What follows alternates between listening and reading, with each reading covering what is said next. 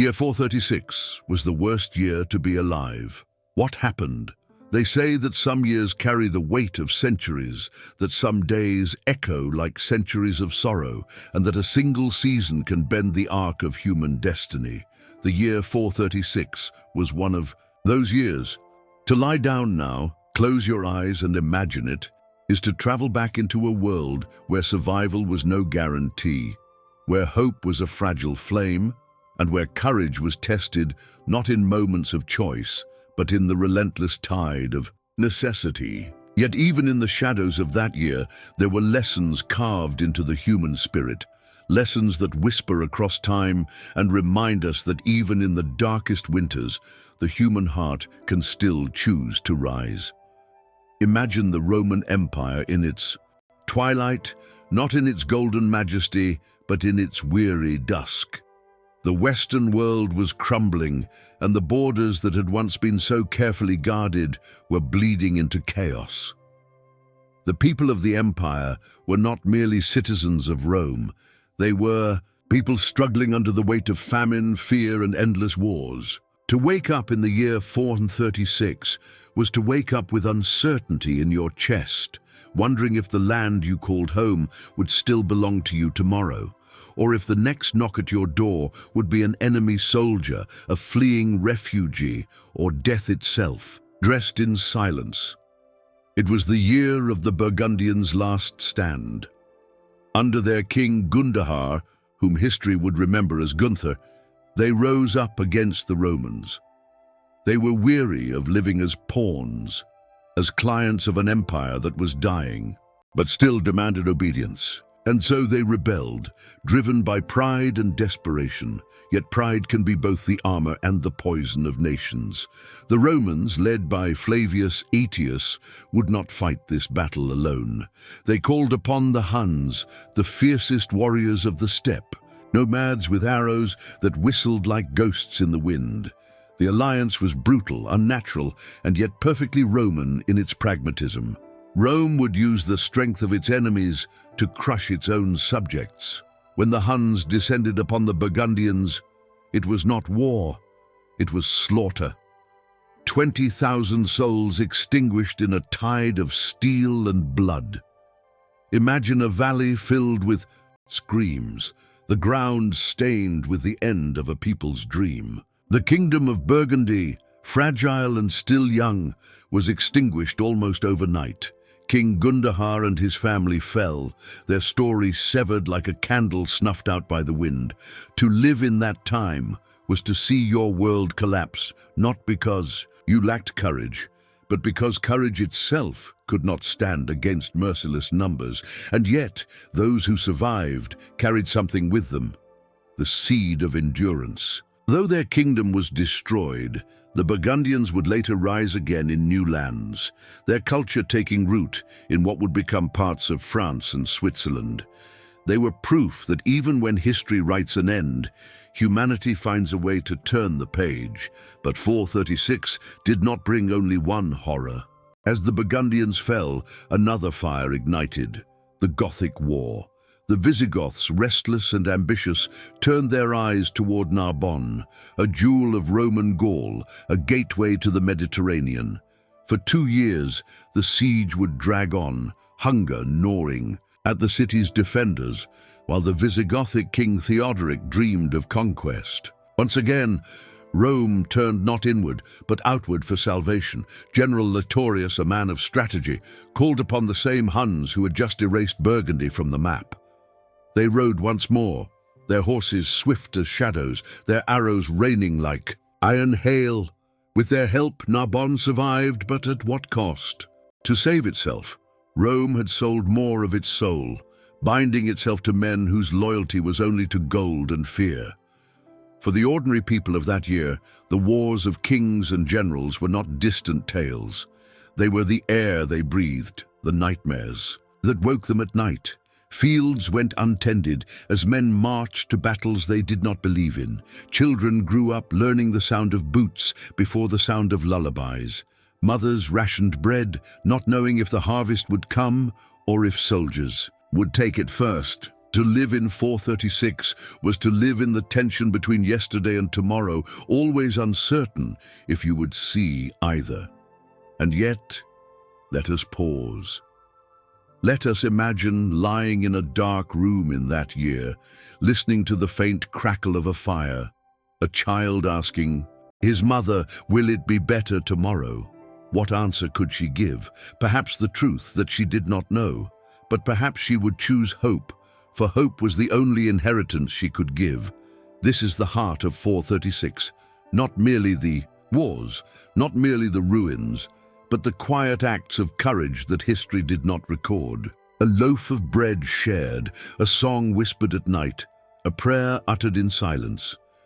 The lesson of that year is not that humanity suffers, it is that humanity survives. 20,000 could be slaughtered, and yet their descendants would walk new roads. Cities could be besieged, and yet some doors would still open to the sun. Rome could falter, but its memory would inspire generations to build anew.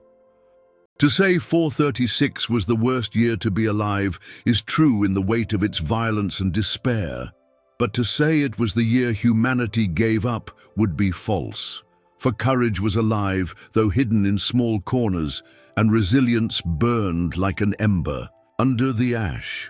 Close your eyes now and carry this lesson with you. Every time in history that seemed unlivable, people still lived. They still woke, they still endured, they still dared to dream of tomorrow. And if they could survive 436 with the world collapsing around them, then perhaps you too can face the shadows in your own life. Perhaps you too can hold on when the night feels endless, because the night has always felt endless, and yet the morning has always come. The year did not ask permission before it broke lives. It simply came like an uninvited storm and turned entire regions into shadows.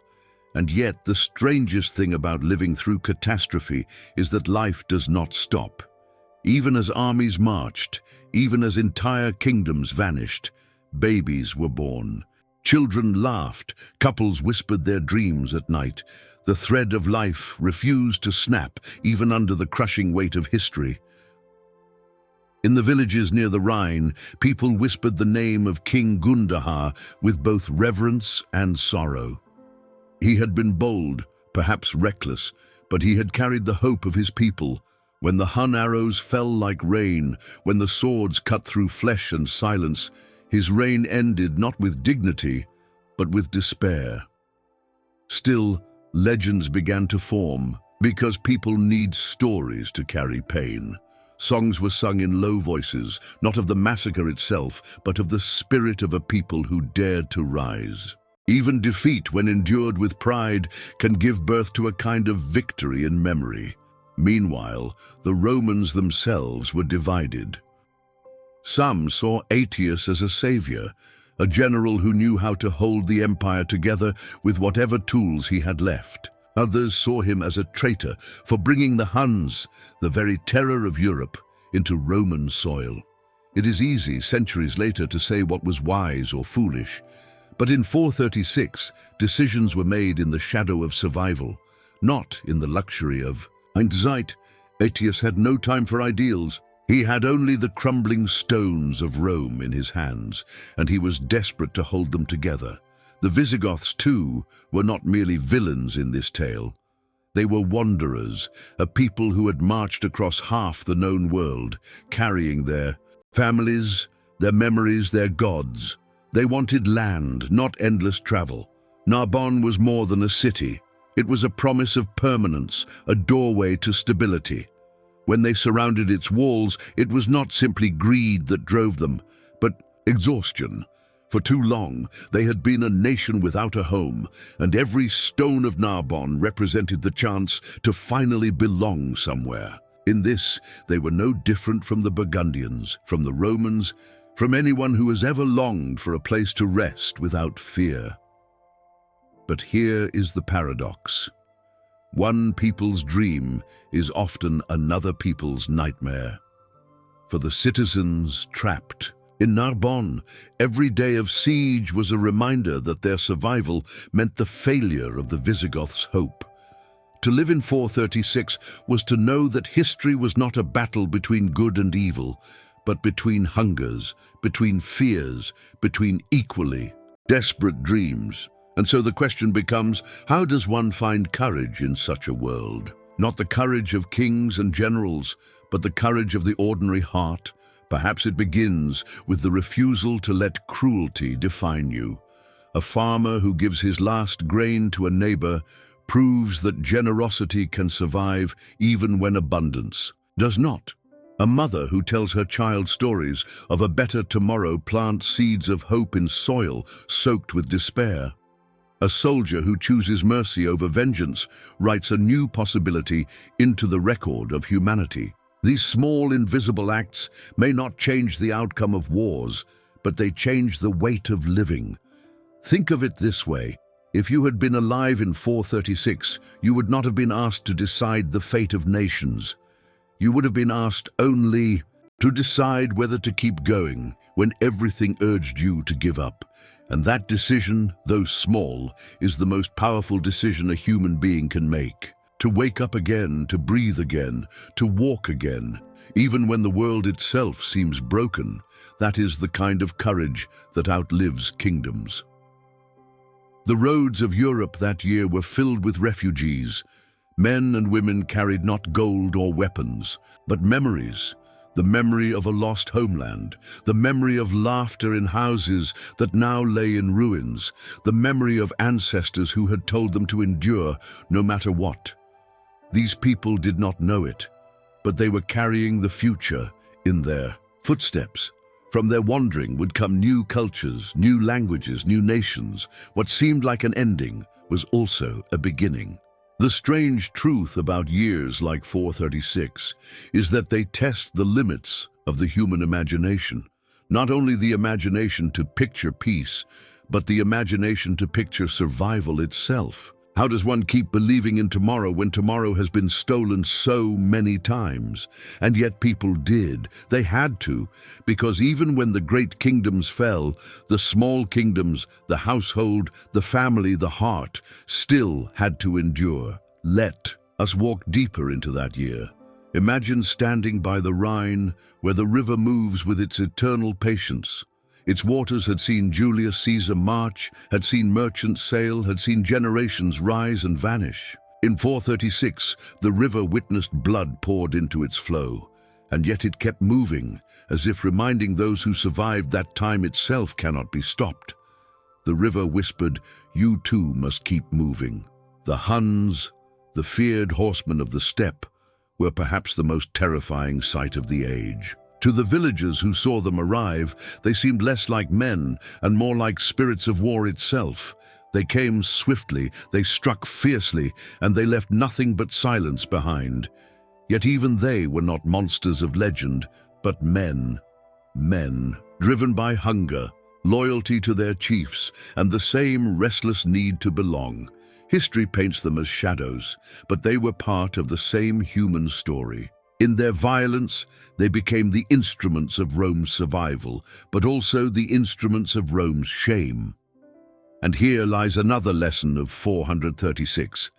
Survival often demands choices that are not pure. The Romans allied with their enemies to defeat their rebels. The Burgundians rose against the empire that had once been their protector. The Visigoths sought land through war rather than peace. Every choice was a compromise, every decision stained with necessity. And yet, within this imperfection, humanity endured. For it is not perfection that carries us through the worst of times, but persistence. Now imagine Narbonne again, the besieged city by the Mediterranean. Hunger ruled its streets, but so did stubbornness. The people looked out at the armies beyond their walls and refused to surrender. They grew thinner, weaker, but their spirit did not break. Courage, in 436, did not always look like victory. Often it looked like endurance, like refusing to open the gates, like holding on to one more sunrise. A child in Narbonne might have asked his father, "When will they leave?" And perhaps the father had no answer. But perhaps he placed a hand on his son's shoulder and said, "We will see the day." That promise, though uncertain, was itself an act of courage. To give hope, even when you are not sure, that is the quiet heroism of the ordinary. Meanwhile, across the empire, rumors spread. Rumors of famine in distant lands, rumors of kings rising and falling in a single season, rumors that the world itself was ending. And perhaps for many it felt that way. But history tells us something else. The world did not end in 436. It continued, broken, scarred, but alive. And in that truth lies comfort, because it reminds us that despair is never the final word.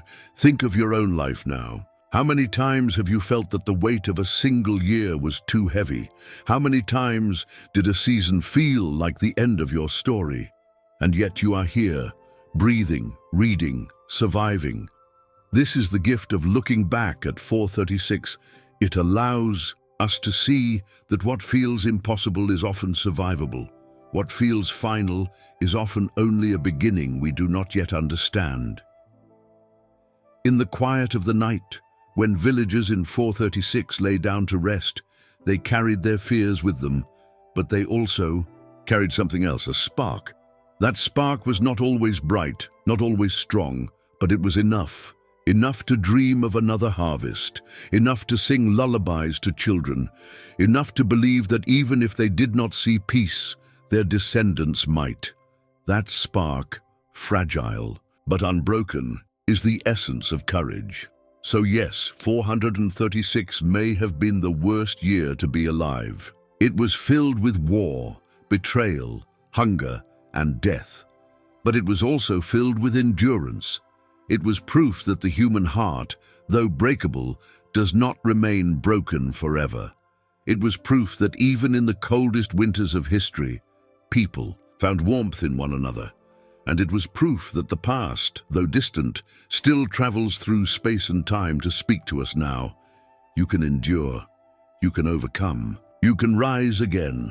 Close your eyes tonight and remember them, the nameless, the forgotten, the ones who carried history on their shoulders without knowing it. Their courage has reached you, their survival is your inheritance, and just as they survived 436, so too can you survive the dark seasons of your own life. For history is not only what happened, it is the reminder that we are stronger than we believe, and that no year, no matter how terrible, can extinguish the flame of the human spirit. The worst years are never only about wars and kings.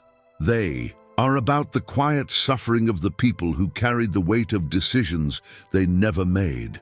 And so, if we wish to truly understand 436, we must step away from the thrones and the battlefields and walk into the small houses, the markets, the silent roads where ordinary life struggled to survive.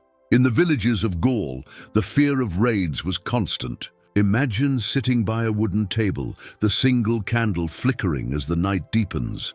Outside, the air is sharp with frost, and the silence is broken only by the distant howls of wolves. But the greater fear is not the wolves. It is the possibility of hooves thundering through the dark, of soldiers appearing without warning, demanding food, demanding shelter, demanding obedience. Every night was a prayer that dawn would come without disaster. Yet even in this fear, people built routines. They rose at dawn, tended what fields remained, taught their children to weave, to fish, to pray. For what else could they do? To surrender. To despair was to let life end before death arrived. And so, courage often took the shape of persistence. To plant seeds in soil you doubted would survive the winter was an act of faith. To sing while carrying water from the river was an act of defiance. These were not grand gestures, but they were the stitches that held the fabric of humanity together. The refugees were everywhere, survivors of the Burgundian slaughter, families displaced by the Gothic War, wanderers who carried everything they owned on their backs. Roads once meant for merchants and soldiers now echoed with the footsteps of the desperate. And yet, if you looked closely, you could see something astonishing. Even in flight, people shared. A mother with 2 loaves of bread would break one in half for a stranger's child. A farmer with only 1 blanket would place it over an old man shivering in the cold. Such moments never made it into the chronicles of generals, but they were. Victories of a different kind, victories of compassion, and then there were the children. The children who asked questions that had no answers. Why did the soldiers burn our house? Why can't we go back home? When will the fighting end? Parents often could not answer, but what they could do was hold their children. Close, whispering stories not of war, but of courage, of ancestors who endured, of a future that might yet come. In those stories, hope survived, passed from one generation to the next like a flame carefully guarded against the wind. Meanwhile, Rome itself trembled under contradictions. The empire, proud and weary, could no longer protect its people without betraying its own dignity. To ally with the Huns was both survival and surrender. Yet perhaps this is another lesson of 436, that sometimes, in order to endure, one must accept imperfection. The Romans were no longer the rulers of the world, but they refused to vanish. Even diminished, they still fought, they still bargained, they still clung to what remained. It was not glory, but it was persistence. And persistence, more than glory, is what ensures survival. Let us imagine Narbonne once more. Behind its walls, hunger deepened, but so did unity. Families who once had little to do with one another now shared resources. The wealthy, stripped of abundance, learned to live as their poorer neighbors did. Suffering, cruel as it was, created a strange kind of equality. In times of siege, everyone is simply human. Everyone is hungry, everyone is afraid. And in that common fear, there is also common strength. To call 436 the worst year to be alive is to acknowledge the suffering that consumed it.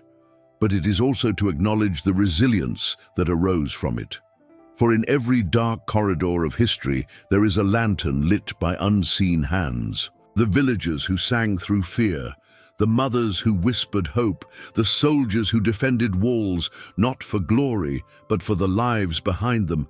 These were the true heroes of that year, not the kings who fell or the generals who schemed, but the nameless hearts who endured.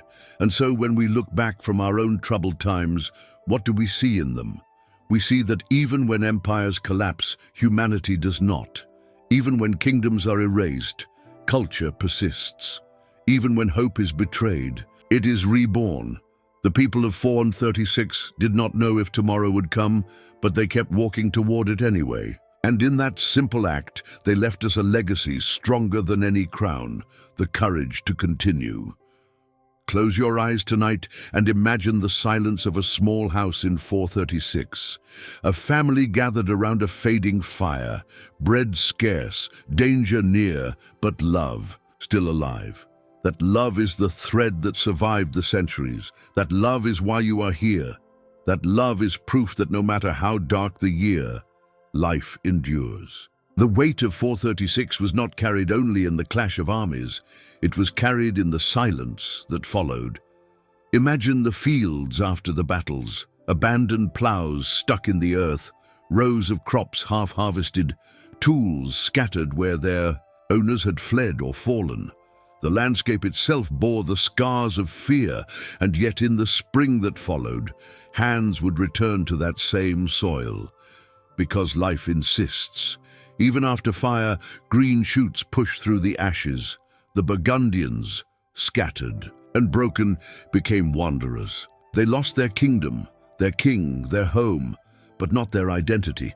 In exile, they began again. They sought alliances, new lands, new futures. And though their tragedy in 436 nearly erased them, history shows that they survived. Centuries, Later, Burgundy would flourish in Europe once more. This is perhaps the greatest miracle of history, the ability of the human spirit to rise even when crushed, to be cut down and yet to bloom again. But survival is not only about nations, it is about individuals. A young boy who lost his father in the slaughter might carry that grief for the rest of his life, but he would also carry his father's lessons: how to hunt, how to fish, how to endure. A widow who watched her house burn might wander for years, but one day she would build again, stone by stone, her own resilience laid into every wall. These personal victories were invisible to the chroniclers, but they were the foundation of history's continuation. In Narbonne, the siege dragged on. Food grew scarce, but determination grew stronger. Some say that courage is the absence of fear, but those who lived behind Narbonne's walls knew better. Courage is fear endured, fear confronted, fear transformed into resistance.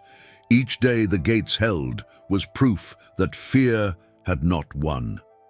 And when the siege was finally broken, it was not only the strength of the soldiers that saved the city, but the endurance of its people. The Huns, meanwhile, rode across the continent like fire. To many, they were the embodiment of destruction. But for others, they were proof of another truth, that the world was changing.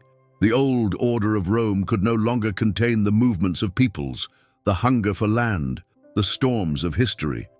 436 was not just a year of suffering.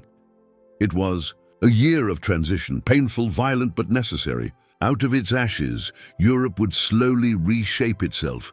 And so the lesson of 436 is not simply that it was terrible. The lesson is that even the worst years are not final. They are bridges, carrying humanity from what was to what will be. No one in 436 could see the shape of the future, but by surviving, they became the architects of it. Now let us return to the ordinary people. Imagine a traveler walking at dusk, the road stretching endless before him. His sandals are torn, his cloak ragged, but in his hand he carries a small pouch of seeds. He does not know where he will plant them, but he carries them anyway.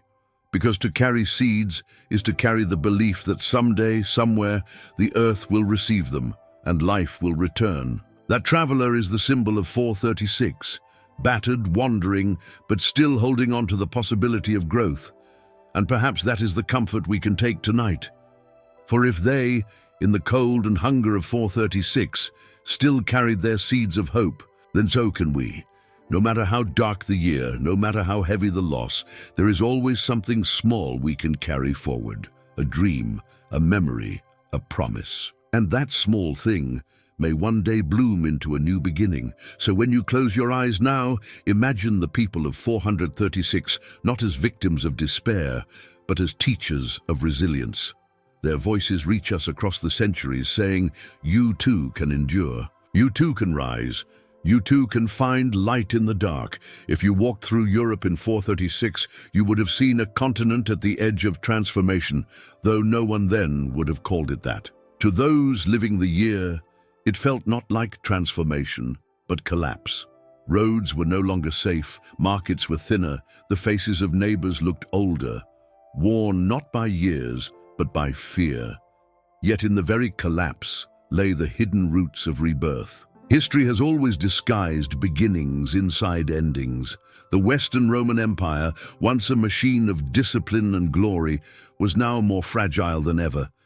Its borders trembled, not with the thunder of conquest, but with the erosion of neglect. Yet, within this fragility, there was a strange lesson. Rome, even weakened, still endured. It did not vanish in a single night, nor in a single battle. It clung to existence, patching itself together through compromises, alliances, and sheer will. Survival does not always look noble. Sometimes it looks desperate. And yet, it is still survival. The Burgundians learned this as well. They had believed themselves strong enough to stand against Rome, only to be shattered by Rome's ruthless bargain with the Huns. Their kingdom was erased, their people scattered. But though their banners fell, their spirit did not. In time, they would rise again in a new homeland. This is what courage looks like when kingdoms fall, not refusing to fall, but refusing to stay fallen. The Visigoths, too, were restless in 436. Narbonne was their prize, the city that promised them not only wealth but permanence. They were tired of being wanderers. They wanted walls, land, and a home they could call their own. The siege they laid was not only about conquest, it was about longing. And that longing, though destructive for those trapped inside the city, was still deeply human. For at the heart of every people is the same desire, to belong somewhere, to rest from wandering, to call a piece of earth home. And so 436 was not merely a year of cruelty, it was a year of competing dreams. Dreams colliding like armies, dreams clashing in blood and dust. And in this clash many suffered, many died. But the dreams themselves survived. For though Narbonne endured, the Visigoths would eventually find their place elsewhere. Though Burgundy fell, its people would rise again. Though Rome weakened, its memory would shape the future. Dreams are not so easily killed, but to those living that year, the poetry of history was invisible. What they felt was the sharpness of hunger, the fear of soldiers, the grief of loss. Imagine a mother in a small Gallic village, her husband gone, to war, her harvest stolen by passing troops. She looks at her children and wonders how to keep them alive through the winter. There is no glory in her struggle, no chronicler to record her name, and yet her courage is greater than that of kings. For she does not fight for land or titles, she fights for survival, for the next breath, for love. This is perhaps the deepest truth of 436, that the true measure of courage is not found in battles, but in the quiet endurance of ordinary lives. To wake up in the worst year and still choose to live, that is heroism. To share bread when you have almost none. To keep faith when everything suggests despair. To hold your child and whisper that tomorrow will come, even if you are not certain. That is the courage that carried humanity forward, and it is this courage that speaks to us now. For our own years, too, sometimes feel unbearable. We face losses, disappointments, fears of our own, and yet, when we look back to 436, we are reminded that endurance is possible, that hope is possible, that even in the worst of times, the human spirit has always found ways to rise. Picture the night sky of that year, clear, cold, and filled with the same stars we see today. The people of 436 looked up at them, just as we do, searching for meaning. They asked the same questions we ask. Why do we suffer? Will it end? What lies ahead? And though the stars gave no answers, their silent light was still a comfort. For in their constancy, they whispered that not everything changes, that some things endure forever, and perhaps that was enough to give strength for another day. And so we learn, the worst years are not only about endings. They are about endurance, about the seeds planted in the soil of despair that will one day grow into something new. The people of 436 did not know the future, but by surviving, they created it. By carrying their memories, their languages, their customs, they ensured that the world after them would not be empty but rich. Close your eyes and imagine them now. The farmers, the refugees, the soldiers, the children. Their voices still echo across time. Not in words, but in spirit. They say, "We endured." And so can you. The silence of history often hides the voices we most need to hear. We know the names of generals, kings, and the outcomes of their battles. But the truest legacy of 436 belongs not to them, but to the nameless multitudes who endured. The year without glory, without recognition, without record. To think of them is to recognize that history is written not only in victories and defeats, but in the quiet decision, repeated countless times, to simply keep going. Imagine a family on the move, one of thousands of Burgundians who fled the massacre. They have no horses, no carts, only what they can carry on their backs. The father leads with silent determination. The mother follows with the youngest child in her arms, and the older children trudge behind, their small feet blistered from the road. They do not know where they are going. Every village they pass looks at them with suspicion, for mouths are many and food is scarce. Yet they walk, step by step, breath by breath, they carry the future. And though they do not know it, their descendants will one day shape new lands, new cultures, new stories. Their survival is the bridge between what was destroyed and what will be built. Now think of Narbonne, its gates still closed against the Visigothic siege. Inside the city, hunger has become a daily companion. The wealthy no longer feast, they ration scraps. Children no longer play in the streets, they sit quietly, saving energy, their eyes too large for their faces. Soldiers stand on the walls, not with confidence, but with exhaustion. Yet the city still stands. Every day of endurance is itself a form of defiance. To say no, we will not fall today, is an act of courage, even if tomorrow remains uncertain. And when, at last, the siege lifts, it will not be the generals who saved Narbonne, but the collective endurance of its people. Meanwhile, in distant corners of the empire, others face the same year with different struggles. In the farmlands of Italy, peasants worried less about Goths or Huns, and more about taxes and failed harvests. Yet their suffering was no less real. To them, the empire's troubles were not about politics, but about survival. Could they feed their families, or would the soldiers come to take even what little they had left? And so even in lands untouched by war, 436 was a year of hardship, of fear, of resilience. And yet, despite everything, life insisted. In every village, children were born. Couples fell in love, songs were sung, fires were lit against the cold. It's easy to imagine 436 as nothing but darkness, but that is never the whole truth. Even in the darkest years, humanity clings to joy where it can. A joke whispered by a soldier to his comrade on the wall, a lullaby sung to calm a frightened child, a prayer murmured before sleep. These small lights, though invisible to history, were the sparks that kept despair from consuming everything. Perhaps this is the greatest lesson of 436, that survival is not only about strength, but about hope. For strength without hope soon falters, but hope, even in the weakest heart, can endure longer than the sharpest sword. Those who lived in 436 had little reason to hope, yet they hoped anyway. They hoped that tomorrow might be better, that their children might see peace, that their suffering might one day end. And because they hoped, they endured. Close your eyes and imagine standing among them, a refugee on the road, a citizen in a besieged city, a farmer in a starving village. You are weary, afraid, uncertain, and yet you keep walking, keep waiting, keep planting seeds, because you believe, even faintly, that the future will come. That belief, fragile though it may seem, is the very reason we are here now, centuries later, telling their story.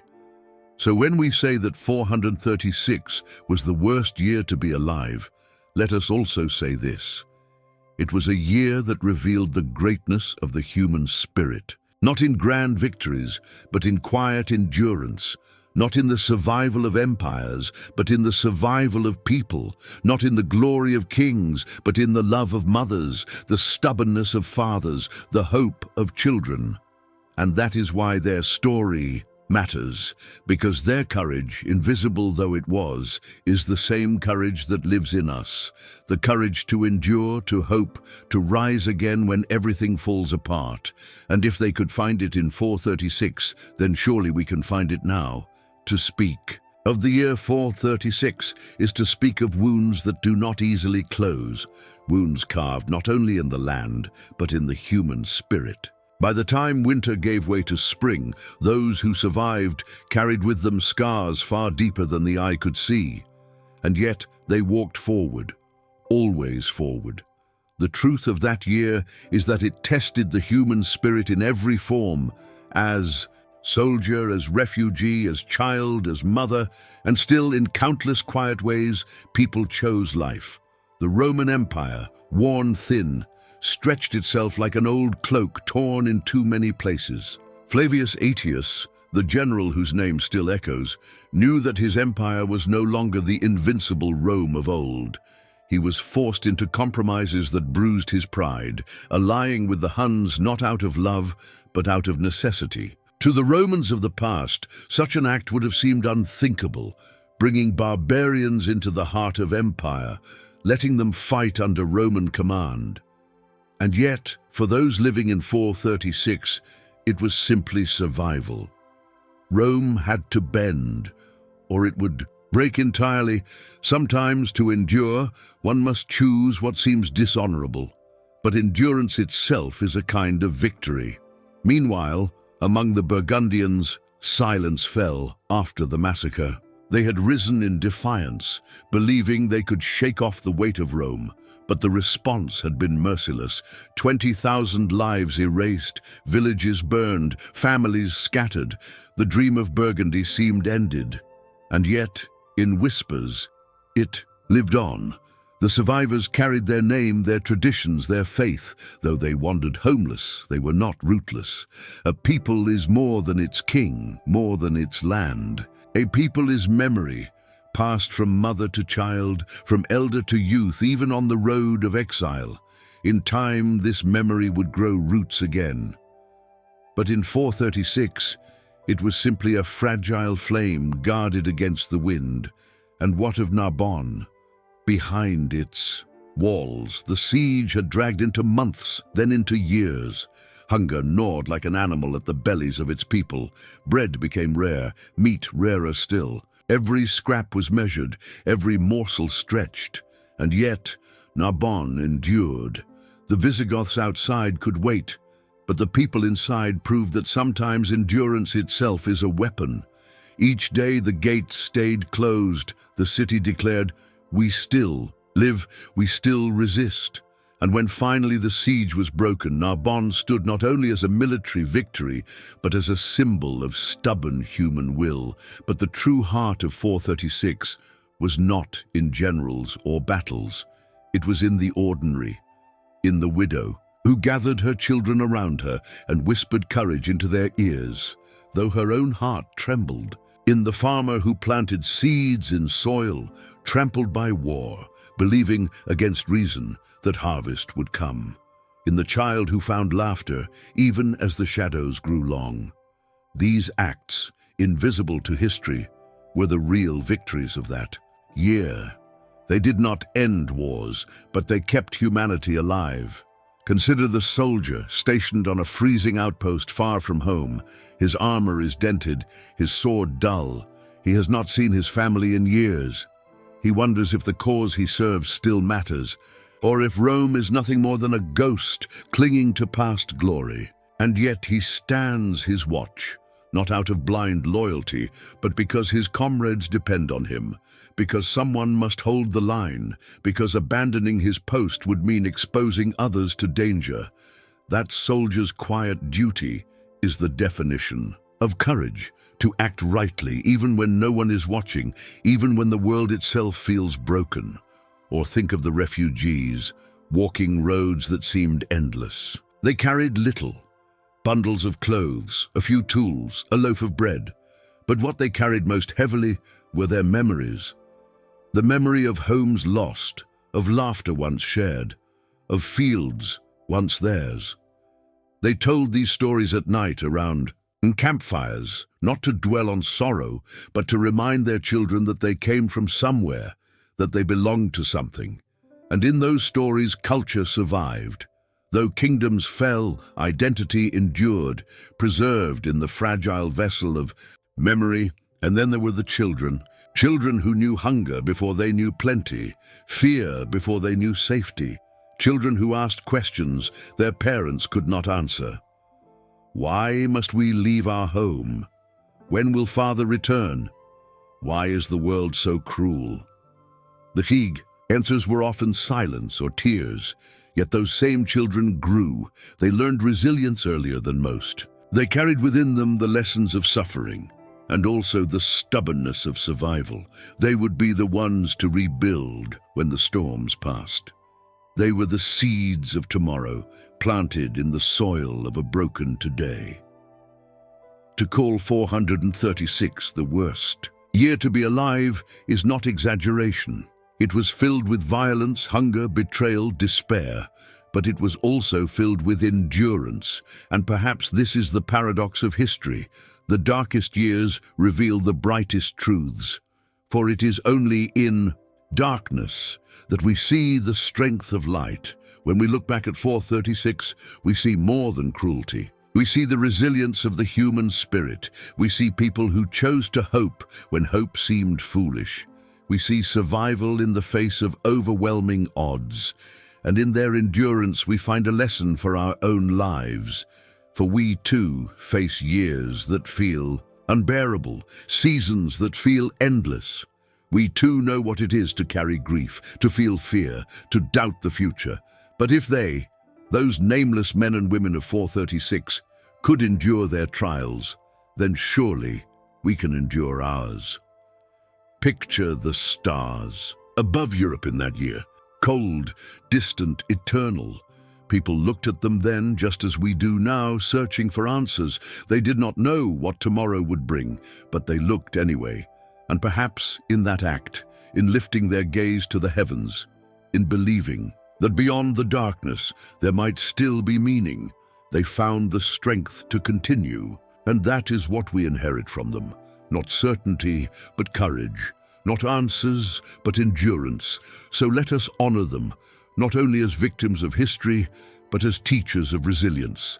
Let us remember that every step they took, every breath they fought, to keep, carried the future toward us. And let us carry their lesson forward, that even in the worst of times, life insists, love insists, hope insists, and that is enough.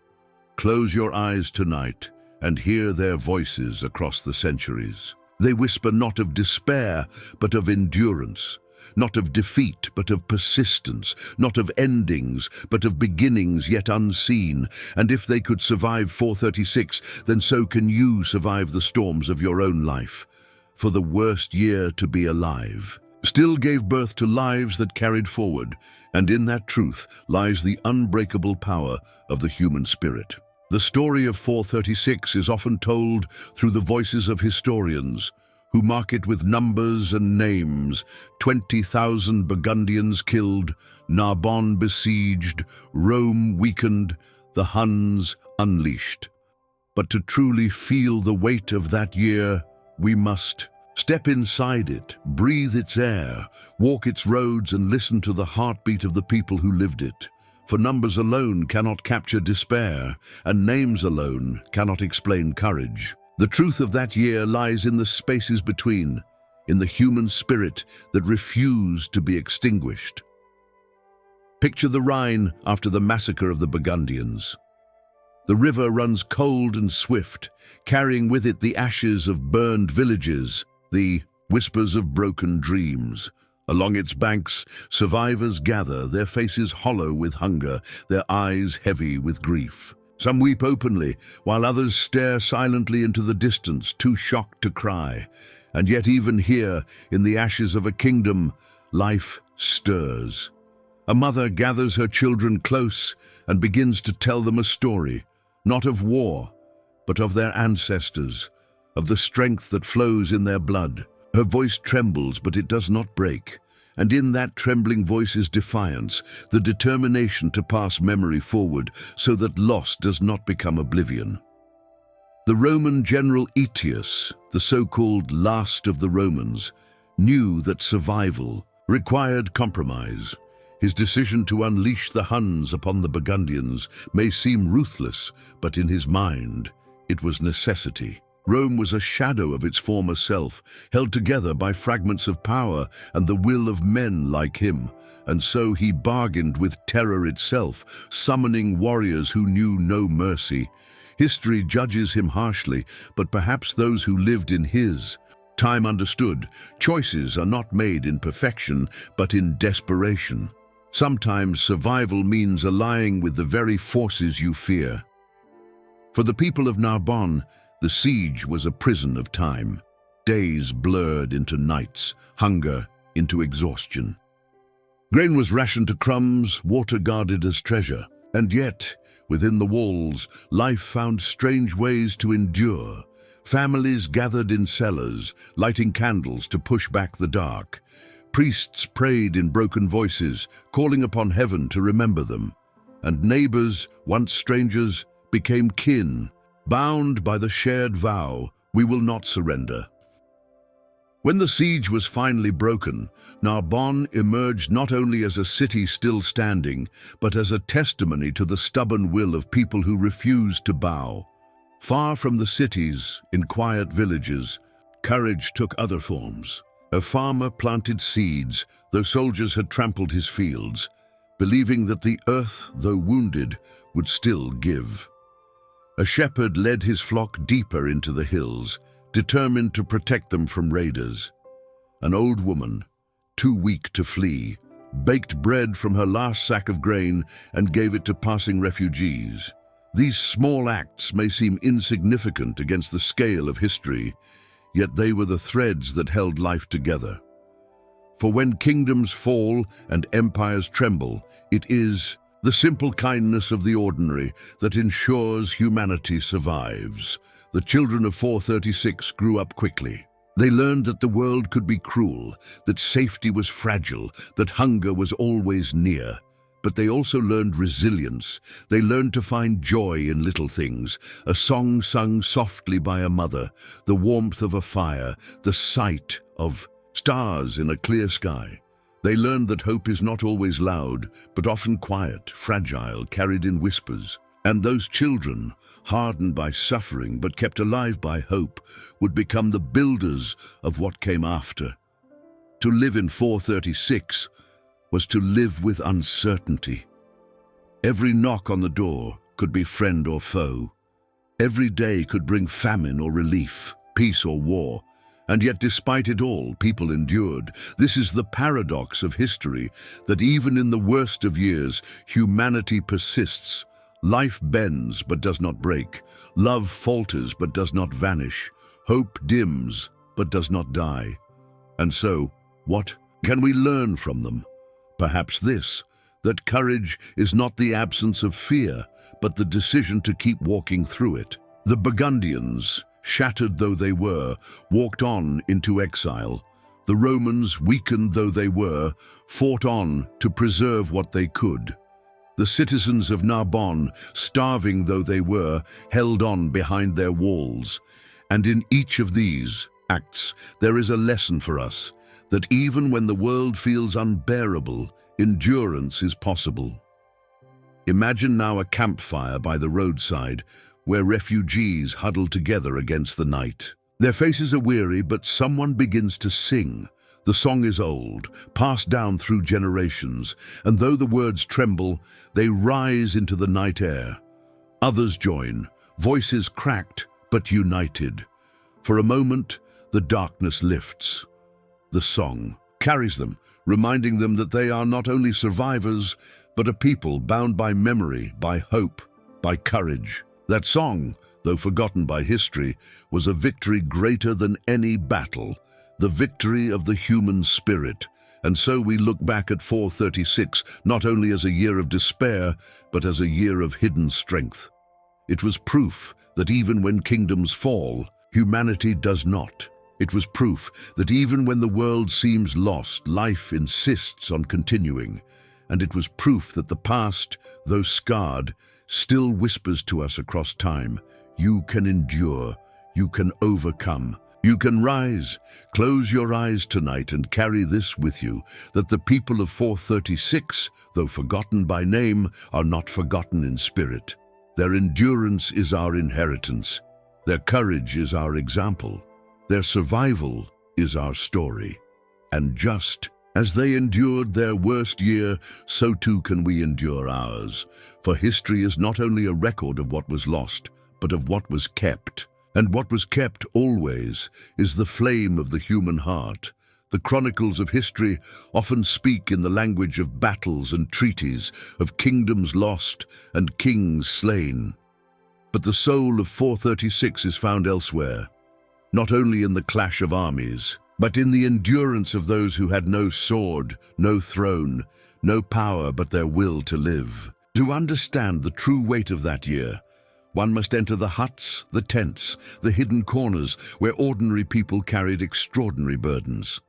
The Burgundians, once proud in their defiance, now wandered through lands that were not theirs. Their kingdom was gone, their king dead, their people scattered. Some looked at them with pity, others with suspicion, for refugees were both a plea and a burden. And yet, within their wandering, there was resilience. A child carried a wooden carving of his homeland, refusing to let it be forgotten. A mother braided her daughter's hair the way it had always been done, preserving identity in small acts. An elder told stories by the fire, planting memory in young hearts. Though they had lost land, they had not lost themselves. And in that, truth lay their survival. Meanwhile, in Narbonne, courage was measured not in victories, but in endurance. The siege stretched like a shadow across the lives of its people. Every morning, the gates remained closed, and with each sunrise came the question, would today be the day the walls fell? But each day they held was itself a triumph. Hunger bent their bodies, but not their spirit. Fear pressed against their minds, but not their resolve. And when the siege finally lifted, Narbonne stood, scarred but alive, a testament to the stubborn strength of human community. Rome itself, though diminished, mirrored this same endurance. Once the unchallenged ruler of the known world, now it clung to survival with trembling hands. Aetius, the general who bargained with the Huns, did not fight for glory. He fought for continuity, for the chance that Rome might still exist tomorrow. His choices were hard, his compromises bitter, but through them Rome endured for a while longer. And perhaps that is another lesson of 436, that survival is not always noble, but it is still necessary. For the ordinary people, courage was quieter. It was found in the act of sharing bread when there was almost none, in the decision to plant seeds in soil that had been torn by war, in the lullabies whispered at night, promising children that the dawn would come. These small choices, invisible to generals and kings, were the real victories of that year. They carried humanity forward when everything else seemed lost. Imagine a soldier standing guard on a frozen night.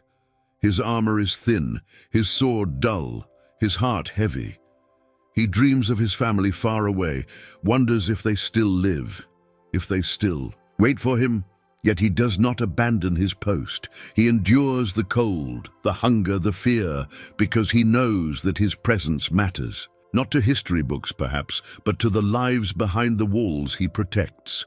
His courage is not grand, but it is real. And it is this kind of courage that sustained 436, or picture a refugee camp where families huddle close against the wind. There is sorrow in every face, loss in every heart. And yet one person begins to sing. The song is old, older than the war, older than the kingdom they lost. Slowly, others join. The voices are weak, cracked by hunger, but together they rise, filling the night with melody. For a moment, grief becomes memory, and memory becomes hope. That song does not appear in history's records, but it was as vital as any battle. For it reminded them that though their world had fallen, they were still alive, still together, still human. Children in 436 grew up among ruins. They learned early that the world could be cruel. Yet children are also the fiercest guardians of hope. A boy might carve a toy sword from a branch, pretending to be a hero. A girl might pick flowers from the roadside, weaving them into her hair. Even in the ashes, they found ways to play, to laugh, to remind their parents that joy was not yet gone. And in their laughter, weary adults found strength to continue, for nothing renews the heart like the sound of children refusing to give in to despair. The year 436 has been called the worst year to be alive, and perhaps it was. But let us remember also that it was a year of endurance, of resilience, of hidden victories. It was the year that proved that even when the world collapses, life finds a way to go on.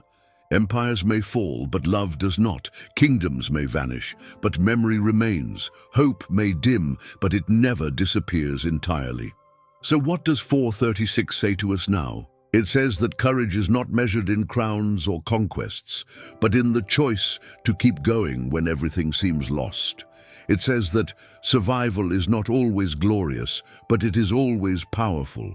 It says that even in the darkest years, humanity carries within itself a flame that cannot be extinguished.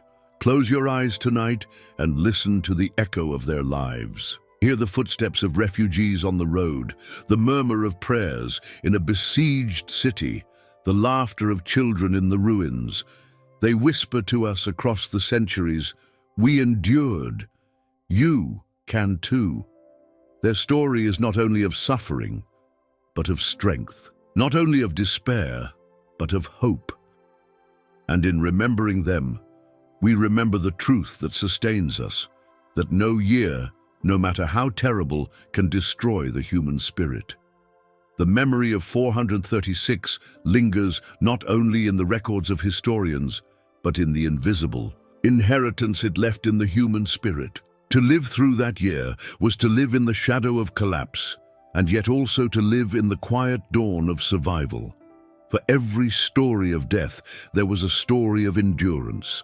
For every tale of ruin, a whisper of renewal. If we look closely, we can see that the people of 436 left us more than tragedy. They left us lessons in courage that echo even now. In Gaul, after the Burgundian slaughter, the land itself seemed haunted. Villages were emptied, fields blackened by fire, the silence of the countryside broken only by the cries of crows.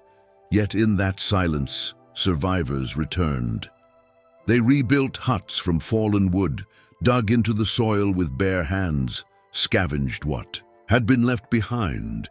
They carried nothing but their will to begin again. Imagine the weight of that decision, to stand amid ashes and say, "I will live here still." It was a choice as radical as it was ordinary. And it is in such choices that history truly turns.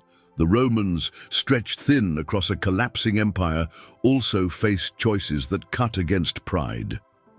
Flavius Aetius had bent the dignity of Rome to ally with the Huns. To many, it seemed betrayal. To him, it was survival. And when Narbonne, besieged by Visigoths, finally endured, it was not only by the strength of Roman soldiers, but by the unwilling loyalty of Hun mercenaries. A strange truth, sometimes salvation comes from the hands we fear most.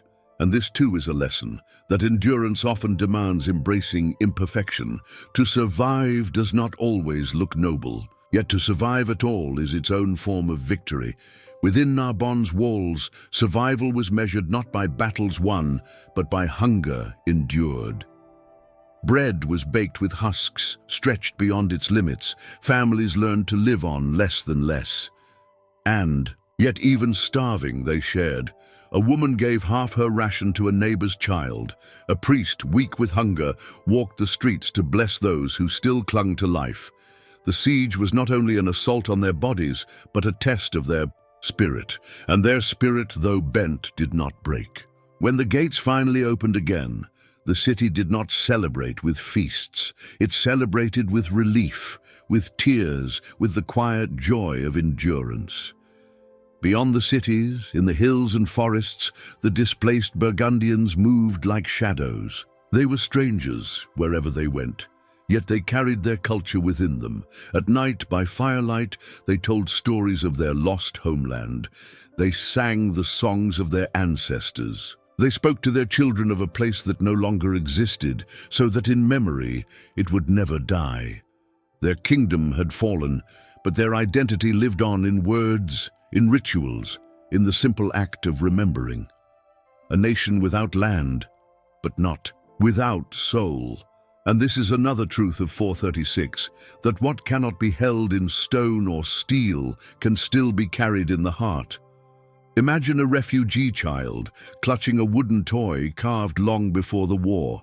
To anyone else, it is just a piece of wood. To him, it is his homeland, his father's hands, the proof that life once was different. He sleeps with it under his cloak, guarding it as if it were gold. That toy will one day be lost, but the memory of holding it will not. It will become a story he tells his children, a fragment of the past turned into a seed for the future.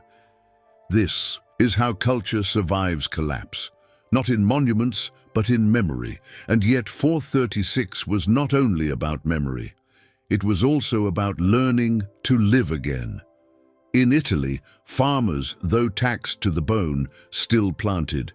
In Spain, families, though threatened by Visigothic raids, still gathered for festivals. In the East, traders, though uncertain of Rome's future, still traveled the roads, exchanging goods and stories. Life did not stop. Even in the worst year, life continued its stubborn rhythm. This is perhaps the greatest defiance of all. To live as though tomorrow will come, even when tomorrow is unsure. Consider the soldiers who rode with the Huns that year. To the Romans, they were barbarians. To their enemies, they were nightmares. Yet they too were men with families, with hopes, with fears. They fought not for love of Rome, but for gold, for survival, for the honor of their tribes. And though history paints them in dark tones, they too carried courage. A courage different from Roman valor, but courage nonetheless. In remembering them not only as destroyers but as humans, we learn another lesson, that even our enemies are part of the same fragile story of survival. At night, under the stars, those who lived through 436 ask the same questions we ask today. Why must we suffer? Why must the innocent bear the weight of the powerful? Why does hope feel so fragile? The stars gave no answers, only silence. And yet, in that silence, people found strength. For silence is not emptiness, it is space in which the human heart can decide. And the decision, again and again, was to endure. So what does 436 say to us now? It says that collapse is never the end, that kingdoms may burn, but people will rebuild. That hunger may weaken the body, but it cannot erase the will. That fear may surround us, but courage can still be chosen. The people of that year had every reason to surrender, and yet they did not. They chose life, and in choosing life, they gave us the world that followed. Close your eyes tonight and imagine them. The refugee clutching his toy, the mother sharing her bread, the soldier standing guard, the child laughing in the ruins. They are with us still, their courage carried forward in the very fact that we are here. Their whispers echo across time. We endured. So can you. And this is the final truth of 436, that even the worst year cannot break the chain of humanity, that even despair cannot silence the stubborn voice of hope, and that even when the world seems lost, life insists, quietly, fiercely, endlessly. The deeper one walks into the memory of 436, the more one realizes that the year was not only a season of despair, but a crucible, a furnace in which the human spirit was tested, bent, scorched, but never entirely consumed. For what is history if not the record of humanity's refusal to vanish? And what is courage if not the quiet, daily choice to take another step, even when the path disappears beneath your feet? In the ruins left by the Burgundian slaughter, Silence spoke louder than cries. Families sifted through the ashes of homes, searching for fragments of a life that no longer existed. A piece of pottery, a charred tool, a necklace blackened by fire. Each object became a relic, not of wealth, but of memory. To hold such a fragment was to whisper, "We were here, and we will not be forgotten." That whisper was not only grief, but defiance. For though Rome and the Huns had sought to erase, memory rebuilt what swords had destroyed. Further south, Narbonne remained the symbol of stubborn endurance. Its citizens had learned to live on shadows, broth made of weeds, bread stretched, thin as parchment. Yet within the city walls, people clung to rituals as if they were lifelines. They prayed at dawn, they gathered at dusk, they told stories by candlelight. Rituals gave order to chaos, rhythm to uncertainty, and in these rhythms, people found the courage to endure another day. The siege was meant to break them, but instead, it revealed their unity. Sometimes, when the world presses hardest, people learn to stand closest, and beyond the walls of cities, across the forests and plains of Europe, life persisted in quiet, stubborn forms. A shepherd guided his flock through hidden valleys, avoiding soldiers, feeding them on sparse grass, whispering to them as though they were his only companions. A mother, carrying her infant, traded the last of her jewelry for a bundle of grain, valuing life above legacy. An elder, too weak to flee, remained in his village, choosing to meet death in the place he had always called home. Each of these stories is small, but together they form the heartbeat of 436, a reminder that survival is not grand, but granular, made of countless small choices. And what of Rome itself? The empire that had once called itself eternal now trembled like an old man, proud but frail. Its armies were no longer invincible, its provinces no longer loyal, its future no longer certain. Yet Rome endured, clinging to existence not with the might of old, but with the pragmatism of compromise. To ally with the Huns was humiliation, yet it bought survival. To lean on mercenaries was shameful, yet it kept the frontiers standing. And here lies a truth that the people of 436 knew too well. Dignity is precious, but life is more precious still. For only the living can rebuild dignity once the storm has passed. Among the Huns, fear and fascination mingled. To the settled peoples of Europe, they were the embodiment of chaos, riders who seemed to come from nowhere, striking with speed, leaving ruin in their wake. Yet even they were not monsters, but men carrying their own traditions, their own stories, their own longing for recognition. History often paints enemies in shadows, but in 436 the lines were not so clear. Everyone was both victim and survivor, oppressor and oppressed, searching for the same thing: a place to belong, a way to endure, a tomorrow worth living. Imagine the refugees of that year walking under the stars. They had lost everything: homes, fields, safety. And yet, above them, the night sky stretched endless, filled with constellations unchanged by war. They looked up at Orion, at the Pleiades, at the moon's pale glow. The same stars their ancestors had watched, the same stars we see tonight. And perhaps in that silent sky they found comfort. For the stars whispered that not everything was broken, that something still endured, eternal, steady. In their cold light, people saw a mirror of their own resilience. Children, too, were the hidden strength of 436. Their laughter, fragile but real, cut through the despair of adults. A boy chased a stick as though it were a sword, playing hero, even as his parents mourned. A girl picked wildflowers by the roadside, weaving them into a crown, her imagination unbroken by ruin. To the weary eyes of elders, such play was not trivial, it was salvation. For children reminded them that life would go on, that the world, though scarred, would not end here. The courage of children is perhaps the purest kind, to find joy even in rubble, to insist on laughter even in hunger. And what of faith? For many, it became the anchor of survival. Prayers rose in whispered tones, not for victory, but for endurance. People did not ask for glory. They asked for bread, for warmth, for peace. And in their prayers, they found strength. Faith in 436 was not triumphalist.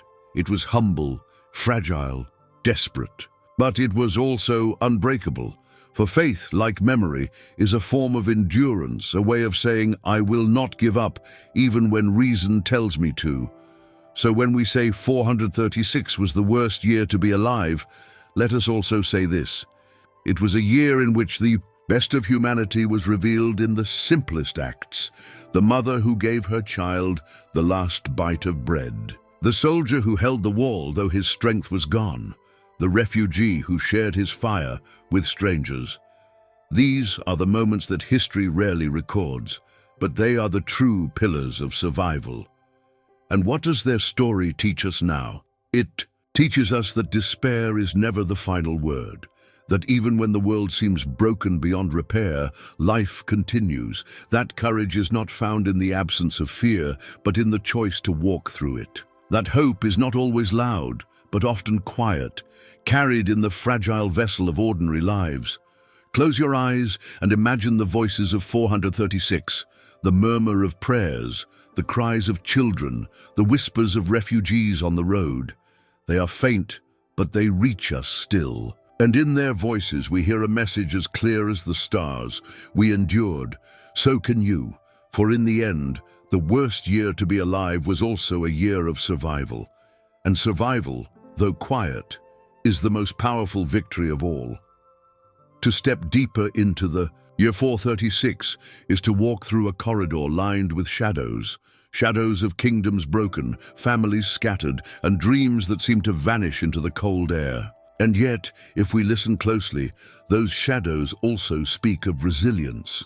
For even as the world collapsed around them, people carried within themselves a light that refused to be extinguished.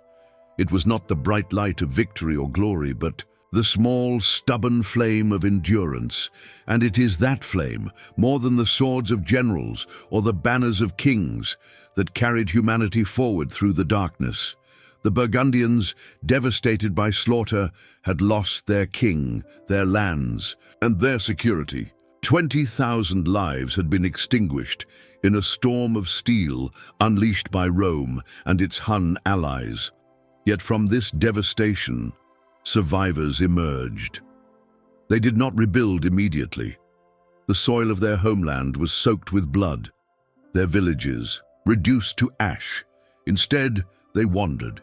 They became exiles in lands not their own, carrying with them the heavy burden of memory. To those who met them, they were refugees. To themselves, they were still Burgundians. For identity cannot be burned, not if it is carried in stories, in songs, in the rhythms of language passed from mother to child. Though their kingdom had died, their spirit lived on, and in time that spirit would take root in new lands. Narbonne, the besieged city, remained a crucible of endurance. Inside its walls, hunger hollowed faces, despair weighed on every step.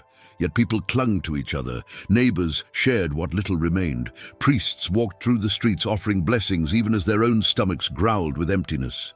Children were taught not despair, but defiance, to stand tall even when there was little to stand for. And when, at last, the siege was broken and the city still stood, it was not only stone walls that had triumphed, but the unyielding resolve of its people. Narbonne was more than a city. It was a lesson written in human endurance. And what of Rome itself, trembling in its twilight?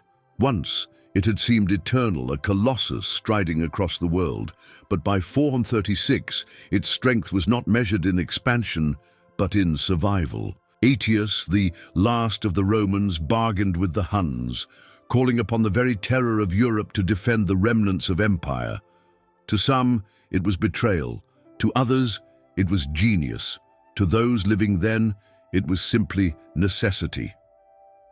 For what? matters most when the world is collapsing is not dignity or pride, but the chance to see another dawn. Rome endured a little longer because it chose survival, even at the cost of its glory. And this, too, is a lesson, that sometimes to bend is the only way not to break.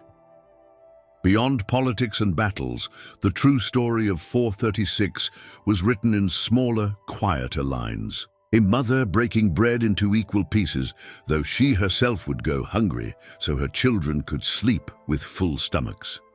A farmer planting seeds in war-torn soil, not knowing if he would live to see the harvest, but believing enough to try. A soldier standing watch on a frozen night, not for empire or king, but for the families sleeping behind the walls he guarded. These were the victories that kept the world alive. They are victories that history does not record, but that echo louder than the clash of armies. The Huns, feared and hated, were also part of this story. They were the scourge of settled peoples, the storm that swept across Europe, and yet they too were human, fathers, sons, brothers, riding not only for conquest, but for survival. Their loyalty was to their chiefs, their families, their tribes. To the Romans they were mercenaries. To themselves they were warriors, fighting for honor and sustenance. In remembering them as men, not monsters, we are reminded of a truth often forgotten, that even our enemies are bound by the same human fears and hopes. And what of the children of 436? They carried the heaviest burden of all. They inherited not wealth but hunger, not peace but fear. They asked questions that could not be answered. Why must we leave? Why can't we return home? Why does the world hurt so much? Their parents often had no answers, only silence. Yet in their laughter, fragile, fleeting but real, was the clearest defiance of despair. A boy carving a toy sword from a branch, a girl weaving flowers into her hair. These simple acts became declarations. We will not let fear have the last word. Children, even in the darkest times, remind the world that joy can survive anything. Faith, too, carried people through that. In churches, in temples, in private whispers, prayers rose not for victory, but for endurance. People did not ask for glory. They asked for survival, for bread, for peace. Faith in 436 was not grand. It was fragile, desperate, quiet. And yet, it was also unbreakable. For faith, like love, thrives not on abundance, but on scarcity. To believe when belief seems foolish is itself an act of courage. And in their faith, people found the strength to endure another day. So why do we remember 436 as the worst year to be alive? Because it stripped away illusions. It showed the fragility of kingdoms, the cruelty of necessity, the harshness of survival. But it also revealed the resilience of ordinary people. It showed that even when the world falls apart, humanity clings to life. It taught that survival is not always noble, but it is always powerful, and it left behind a lesson that still matters. Today, that courage is not the absence of fear, but the choice to continue despite it. Picture the night sky again, stretched over Europe in 436, the same stars we see today. Refugees looked up at them as they walked broken roads. Soldiers looked up at them as they stood cold on their posts. Mothers looked up at them as they prayed for their children. And though the stars gave no answers, they gave something else, constancy. They whispered that though kingdoms fall, the sky remains. And perhaps in that constancy, people found hope. If the stars endure, then so can we. Close your eyes and listen to their voices. They are faint, but they reach across time. The voices of refugees, of children, of soldiers, of mothers. They do not speak of despair, but of survival. They whisper, "We endured. You can too." And that is the lesson of 436. That even the worst year cannot break humanity. That even despair cannot silence hope. That even ruin cannot erase love. For life insists, love insists. Hope insists. And it is in these small, stubborn truths that humanity always rises again. The further we move into the memory of 436, the clearer it becomes that this was not a year that belonged only to kings, generals, and historians. It was a year carried on the shoulders of the unseen, the ordinary, the forgotten. Those who had no voice in chronicles were, in truth, the ones who held the world together when it threatened to fall apart completely. To call it the worst year to be alive is not to exaggerate, but to leave it only at that would be to miss its deeper truth, that even in the worst of years, humanity revealed its unyielding will to endure. Imagine the Burgundians again, broken and scattered after the massacre that nearly erased them from history. They had risen in defiance of Rome, but Rome had answered with merciless finality, unleashing the fury of its Hun allies.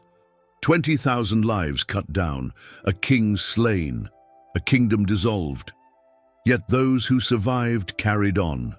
They walked foreign roads, their hearts heavy with grief, but their tongues still carrying their language, their songs still carrying their spirit, their stories still carrying their identity. They were no longer a kingdom in land, but they remained a kingdom in memory. And memory, as history has shown, is often stronger than walls of stone. Narbonne, too, remained a symbol of endurance. Its siege was not merely a military event. It was a crucible of human spirit. The Visigoths pressed from outside, hunger pressed from within, and yet the city did not fall. Its people, gaunt and weary, continued to resist. They shed scraps, endured sleepless nights, whispered prayers in candlelit rooms. Their victory was not the defeat of their enemies, but the refusal to collapse. And when the siege finally ended, Narbonne emerged as a city scarred but alive, a testament that sometimes survival itself is the greatest form of triumph. Rome, weakened and fractured, struggled to preserve itself in an age that no longer revered its once mighty name. Aetius, the man who commanded its defenses, chose alliances that bruised Roman pride but kept Roman life. By bringing the Huns into the service of Rome, he demonstrated a truth as old as humanity, that dignity can be restored, but survival cannot. If it is lost, to endure requires sacrifice, and in 436, survival was the only victory still possible for Rome. It would endure a little longer, not in glory, but in persistence, and persistence is its own kind of courage. The true story of 436, however, lay not in the halls of power, but in the huts, the roads, the fields. Picture a widow in Gaul, her husband slain, her home burned. She gathers her children, feeds them with what little remains, and whispers that tomorrow will be better. She does not believe it fully, but she says it anyway. Her words become a shield, fragile but real, against despair. That whisper is history's hidden victory, for though Rome's walls may crumble, though kings may fall, it is the mother's whisper that carries humanity forward. Picture a soldier on the frontier, his armor worn, his sword dull, his spirit heavy. He dreams of home, but knows he may never see it again. Yet he does not abandon his post. He endures the cold, the hunger, the endless waiting. His courage is not in great victories, but in quiet duty. He does not hold the empire together with speeches or decrees, but with the simple act of not leaving his station. His story will never be told, but without him, there is no Rome to remember. Picture a child walking beside the refugee columns, his feet blistered, his stomach empty. In his hands, he carries a small carved toy, the last remnant of his old life. He clings to it with a grip that will not loosen, as if by holding it, he can keep his home alive. And in truth, he does. For when he grows, he will tell his children of the home he once had, of the life that was taken, and of the toy that reminded him he belonged somewhere. In that telling, his people's spirit will survive. And this is the secret power of memory. It outlives the sword. The Huns, often remembered only as destroyers, were also part of this fragile web of survival. To settled peoples, they were terror incarnate, but they too were human, carrying their families, their traditions, their fears. They rode not only for conquest, but for food, for survival, for honor. To see them only as monsters is to forget that even those we fear most are bound by the same thread of humanity. In 436, there were no pure villains, no pure heroes, only people caught in the storm of necessity, each making choices to endure. Faith became a refuge in that storm. Across Europe, prayers rose in countless forms. Some prayed to the Christian God, others to older gods, others simply to the silent sky. What they prayed for was rarely victory. They prayed for bread, for warmth, for safety. And in the act of praying, they found strength. Faith did not erase suffering, but it gave suffering meaning, and in meaning there is endurance. For to believe, even against reason, is itself an act of courage. And so when we look back at 436, what do we see?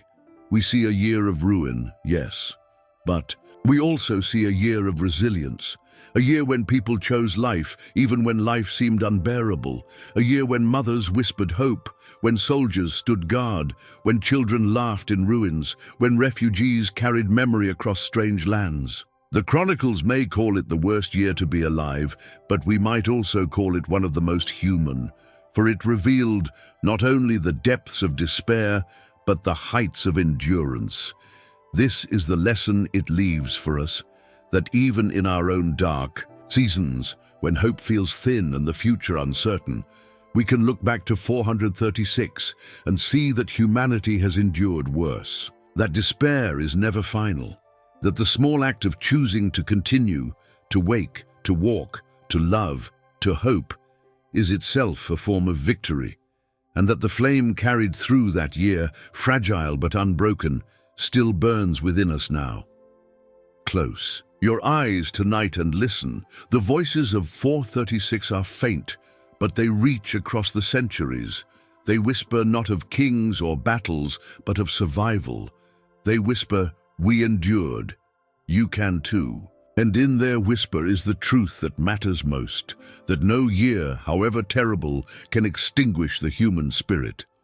To live in 436 was to wake each day with a question carved into your chest. Will I survive this night, this hunger, this silence of the gods? The year was not a single catastrophe, not one eruption or one plague that could be blamed. It was worse. It was the slow unraveling of a world, the disintegration of trust in borders, in leaders, in safety itself. Yet even within this unraveling, men and women clung to life with a stubbornness that defies explanation. Theirs was not a triumph that filled chronicles, but a triumph written in breaths, in footsteps, in the endurance of fragile hearts. Imagine the Burgundians once more. They had risen in defiance against Rome, only to be crushed beneath the merciless storm of Hun cavalry summoned by Flavius Aetius. In the valley where the slaughter took place, 20,000 voices were silenced in a single season.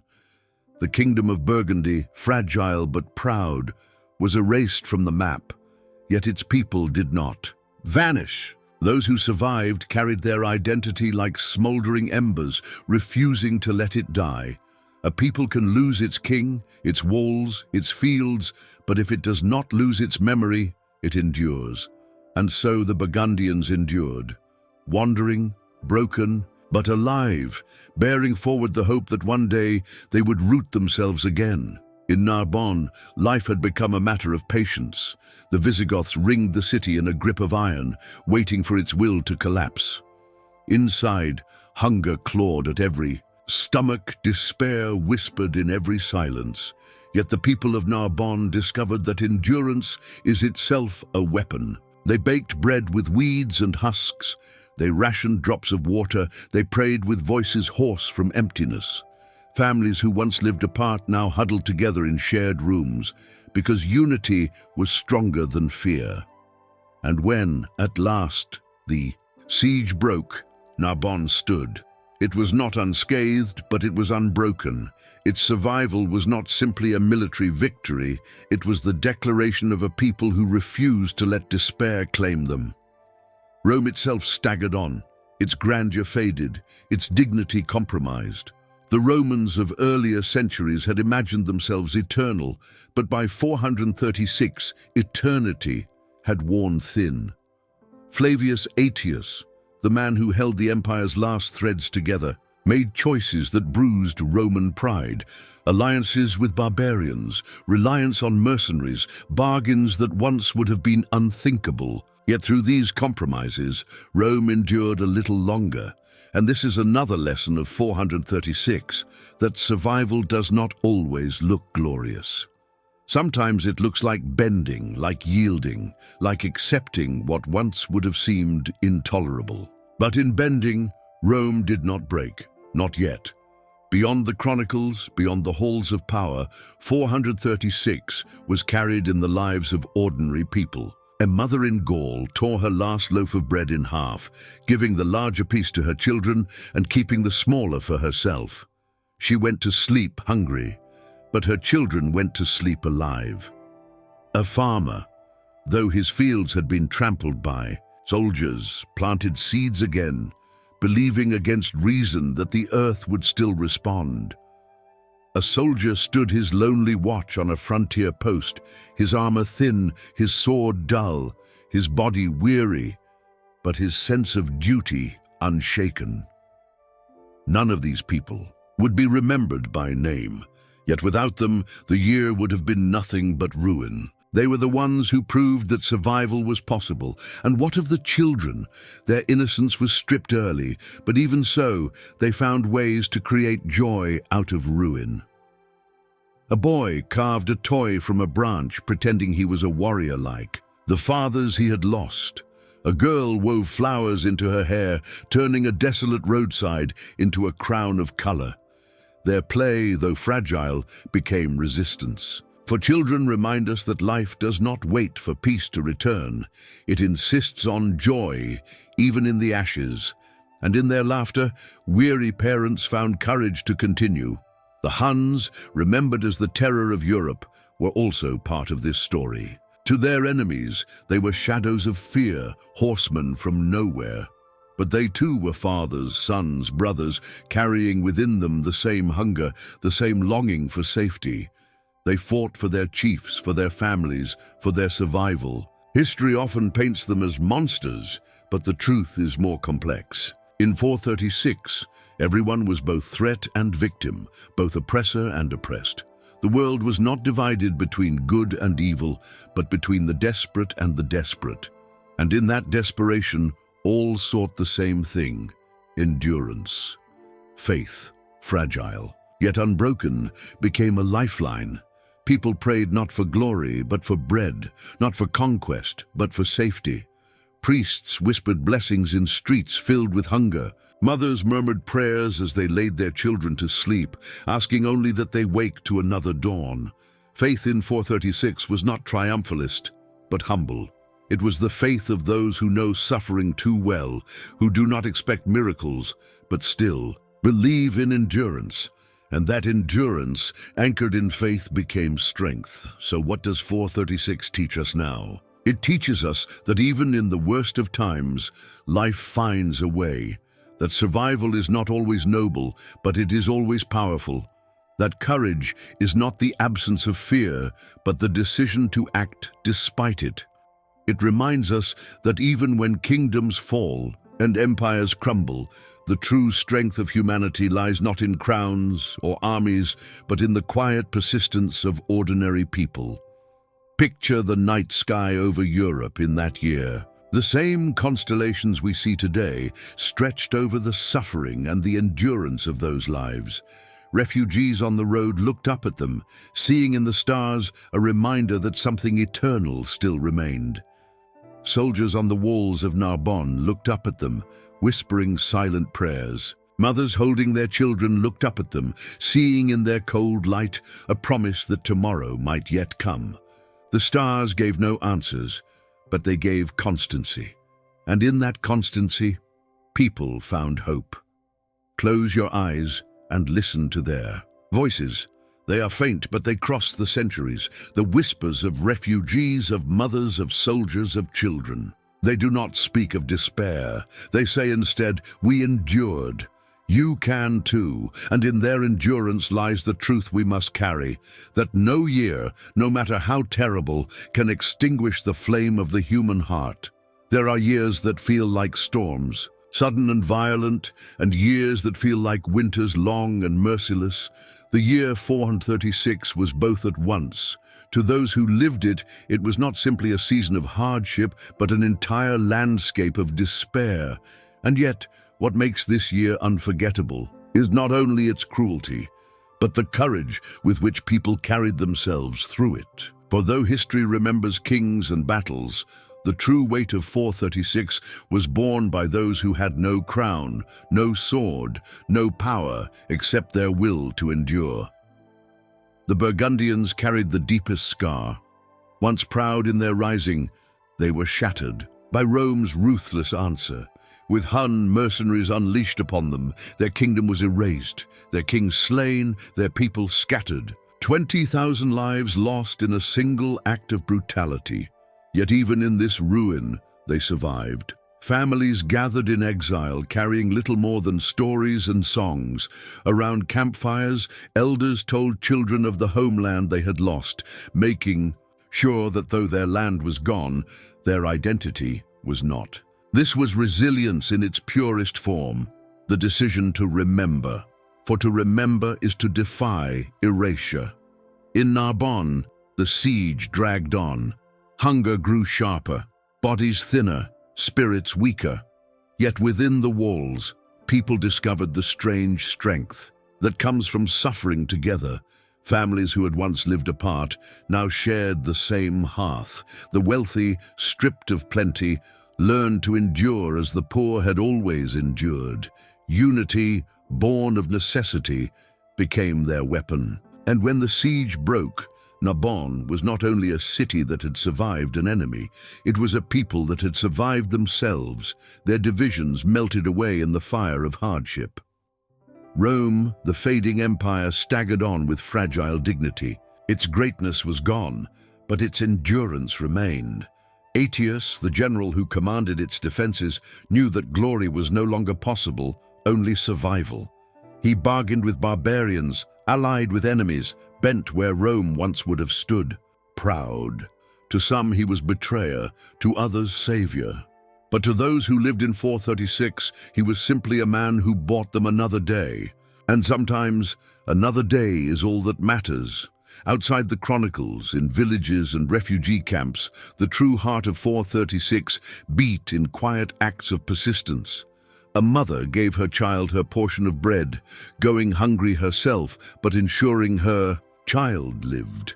A farmer returned to his field, though it had been trampled by soldiers, and planted again because to plant was to believe in tomorrow. A soldier stood his post through frost and fear, not for empire or glory, but for the families behind the walls. These small acts, invisible to history, were the bricks with which humanity built its survival. The children of 436 remind us most clearly that even in ruin, life insists. They laughed in the ruins, carved toys from sticks, wove flowers into crowns.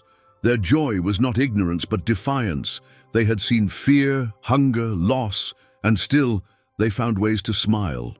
In their laughter, parents heard the promise that despair had not yet won, and that promise gave them strength to carry on. The Huns, often remembered as shadows of terror, were also human. To the Romans they were mercenaries, to their enemies nightmares. But among themselves they were fathers, sons, brothers, carrying traditions as old as the steppe. They fought for survival, for honor, for the promise of sustenance.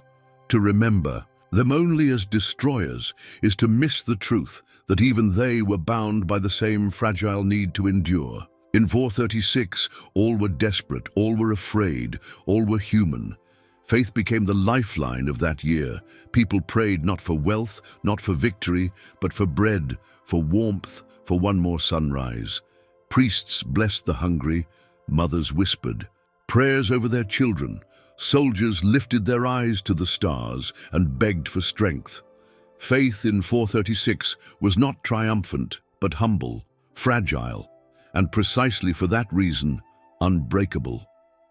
For to believe in hope when the world gives no reason is the greatest act of courage. So when we remember 436, we must see more than suffering.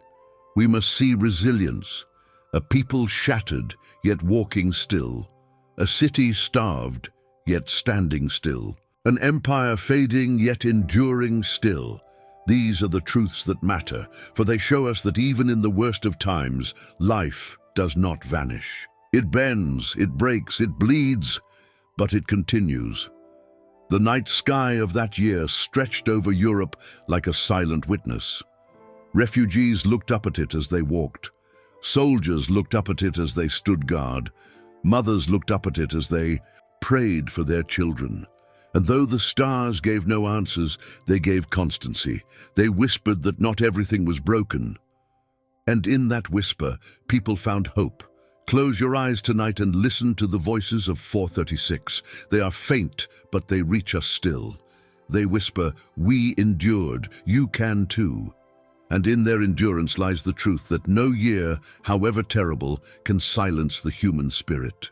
By the time 436 reached its later months, the year had already carved itself into the lives of those who survived.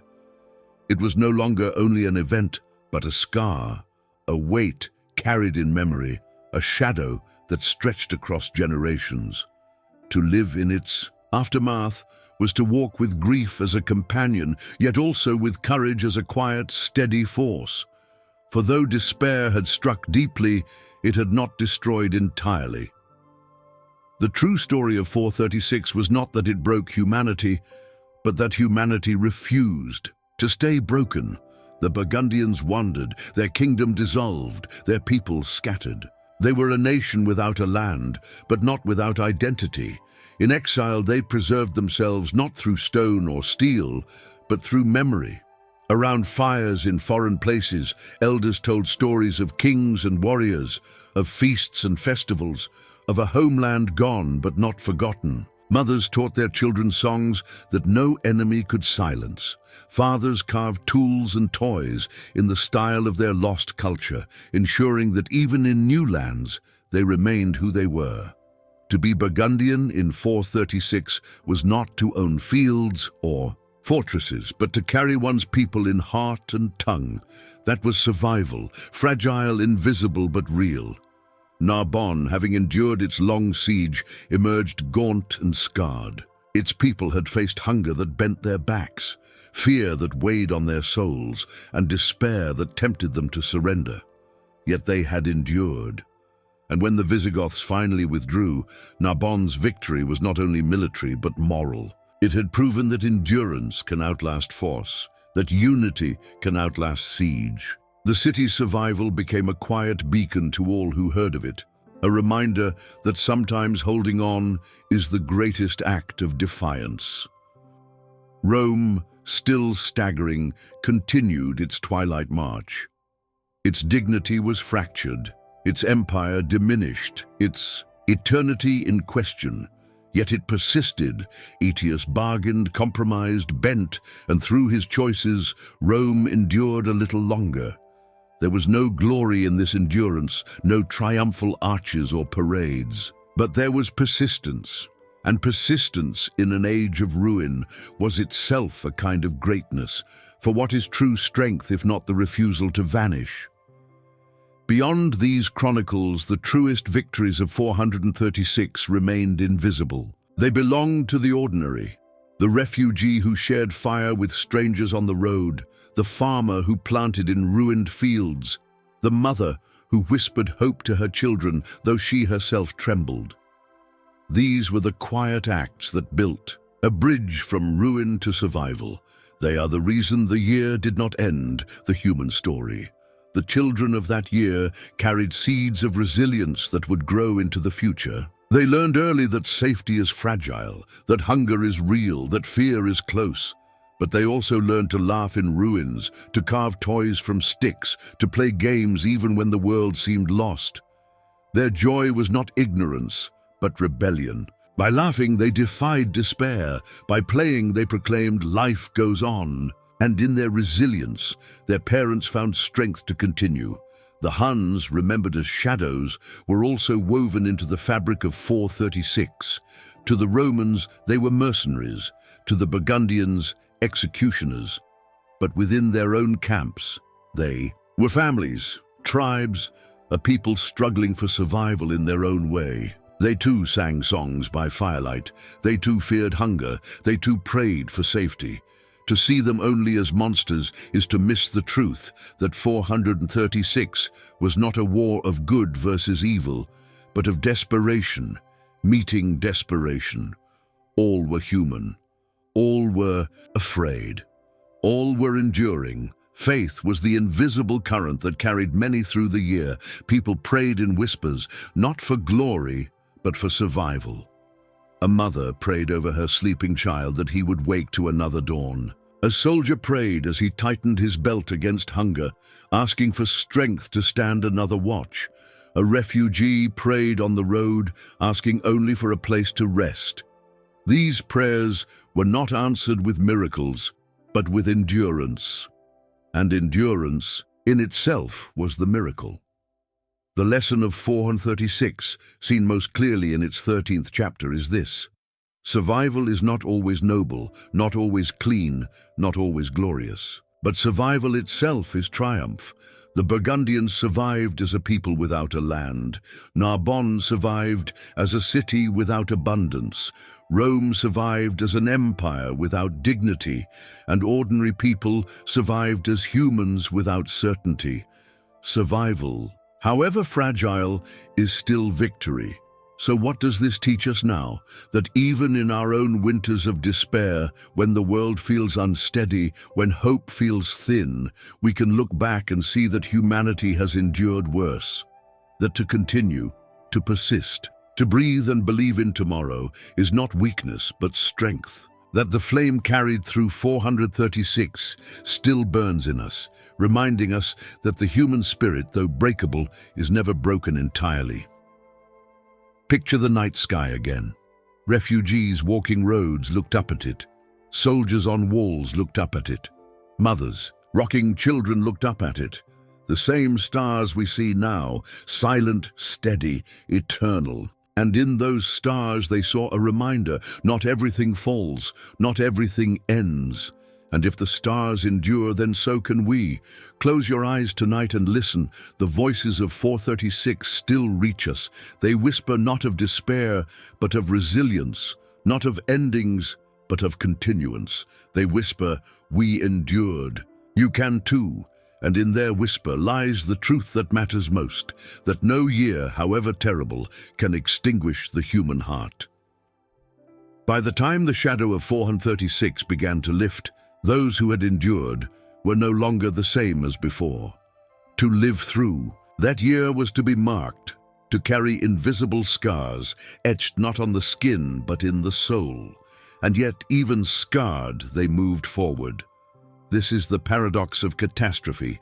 It wounds, but it also teaches. It takes much, but it leaves behind lessons that no book could hold.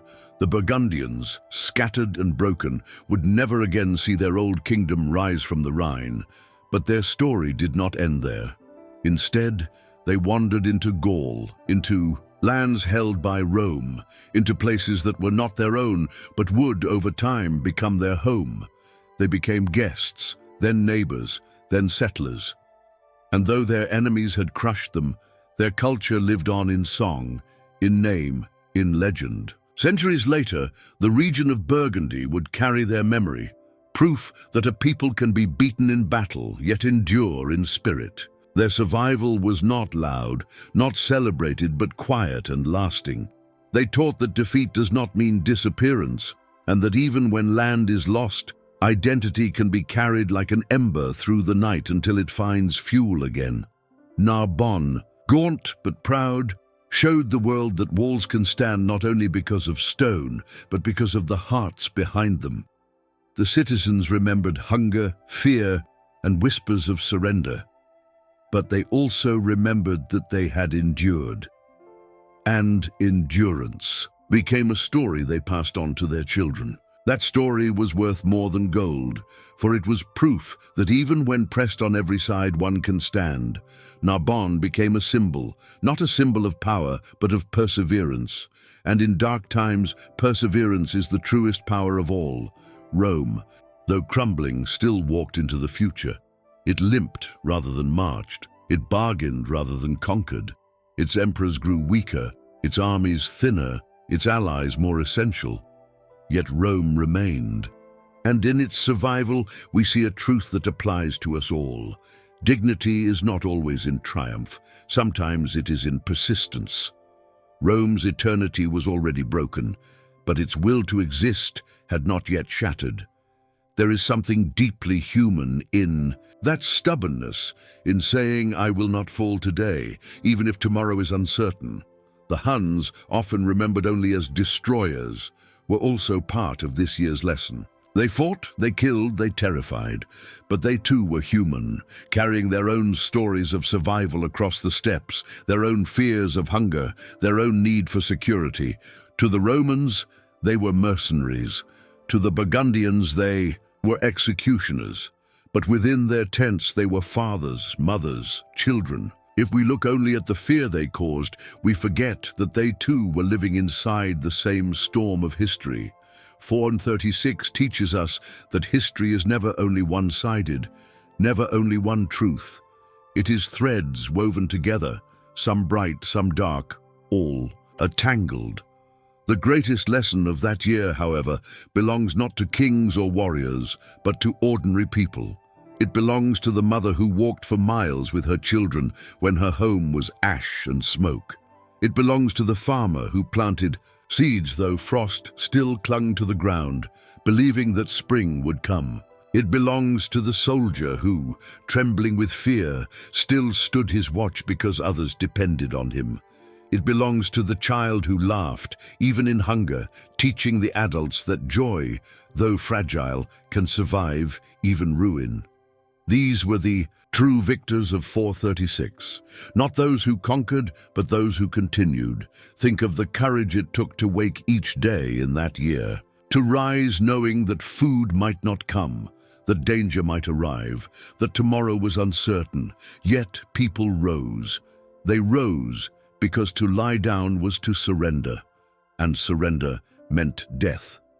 They rose because hope, even when buried, still flickers. They rose because the human spirit, though it bends, does not easily break. If courage has a truest form, it is not the roar of the warrior, but the quiet step of the weary who walk on. By the year's end, the world was altered, but still alive. Crops began to return, slowly, timidly. Roads opened again. Trade limped forward. Refugees found places to settle. Soldiers returned home, thinner and harder but breathing. Priests lifted their voices, not in triumph, but in gratitude that the world still turned. For after so much fear, even the smallest continuance was a